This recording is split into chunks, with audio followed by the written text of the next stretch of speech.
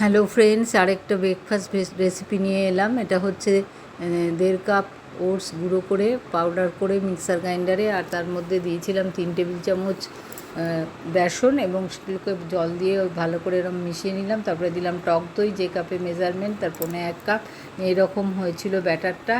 আর একটু জল দিলাম, নিয়ে ব্যাটারটা একটু ঘনই রাখবেন। তারপরে ব্যাটারটা 20 মিনিট রাখার পর তার মধ্যে লবণ দেবেন, একটু বেকিং সোডা দেবেন, আর দেবেন গ্রেট করা ক্যাপসিকাম, গাজর, বিনস, পেঁয়াজ কুচি, তারপরে হচ্ছে ধনে পাতা কুচি। আমি ধনে পাতা কুচি দিইনি।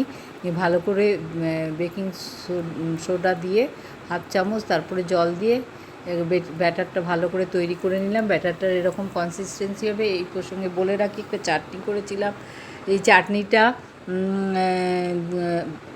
বালিতে ভাজা ছোলা, বালিতে ভাজা বাদাম, টমেটো, আদা, রসুন আর ধনে পাতা, কাঁচা লঙ্কা ভালো করে মিক্সার গ্রাইন্ডারে পিষে নিয়ে সেটাতে সাদা তেলে সর্ষে আর কারি পাতা ফোড়ন দিয়ে ওই চাটনির মধ্যে মিশিয়ে দিয়েছিলাম। এটা হলো চাটনি, এর সাথে পরিবেশন করব। এবার ননস্টিক তাওয়ায় তেল ব্রাশ করে এইটা 2 হাতা দিয়ে দিলাম ব্যাটারটা, আর তার উপরে ব্যাটার দেওয়ার আগে একটু সাদা তিল দিয়ে দিয়েছিলাম। আপনারা সাদা তিল না দিলেও কোনো অসুবিধা নেই। এবার এপিট ওপিট উল্টে কম আছে প্যানকেক তৈরি করে ফেললাম।